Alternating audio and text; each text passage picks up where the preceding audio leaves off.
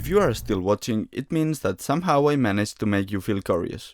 Or most likely you work in a youth center and you would like to know more about improving your video skills. Good.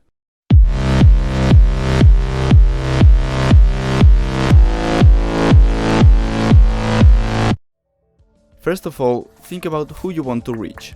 Find out and reflect about their needs, their preferences and wishes. This is, think about what you would like to see. Keep in mind that young people, especially teenagers, are more likely to easily get bored. Next, think about what you want to say. You have to tell a story. No story, no video. Its main idea has to be simple, clear and shareable. If you cannot put it in a single phrase, forget about it. Viewers also feel more attracted to happy stories than to dramatic ones. Add a bit of sugar to pass that pill. Think about the length that your video will have. Keep in mind that people usually choose whether to watch a video or not by looking at its length. This is, make them as short as possible. For event or organizational promotion, try to make it last between 20 and 40 seconds, and don't go beyond 1 minute and 30 seconds. For more developed stories like tutorials, reports or interviews, the usual length is from 2 to 6 minutes, but you can go up to 10 if you consider it's necessary. Now think about what kind of video you want. You can communicate the same message with two completely different products. Think about which kind of video fits your needs the best.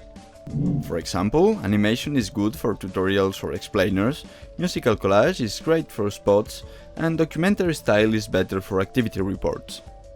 Pay great attention to the technical part. Great ingredients make great dishes. Young people are used to high quality video and sound, so this is a must. Luckily for you, quality filming equipment is now quite cheap and easy to use. For filming interviews and events, the best is to have two cameras, to have richer material. In any case, try to always mix different types of shots. The main ones are wide shot, mid shot, close-up, and great close-up. Play also with camera movements.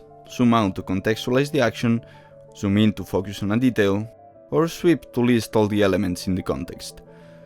Also play with focus. Focus in and out to highlight the role of a person or object. Music is the salt of the video.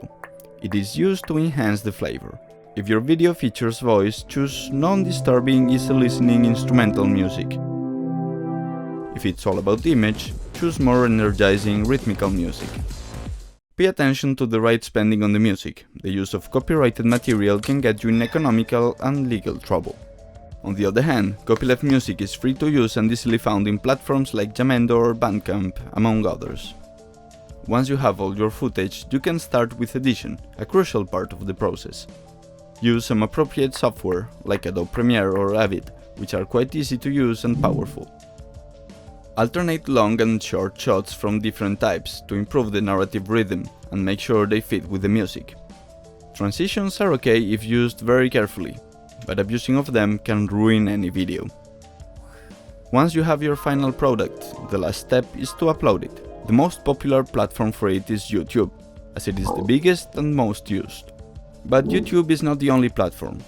Vimeo or Dailymotion offer a higher quality, while other applications like Vine or Snapchat are conceived for very short videos. Finally, use YouTube annotations to redirect people to your website, propose to subscribe, to donate, or to know more about the subject. Indeed, for more tips about video making, website communication, and social networking, click on the annotations.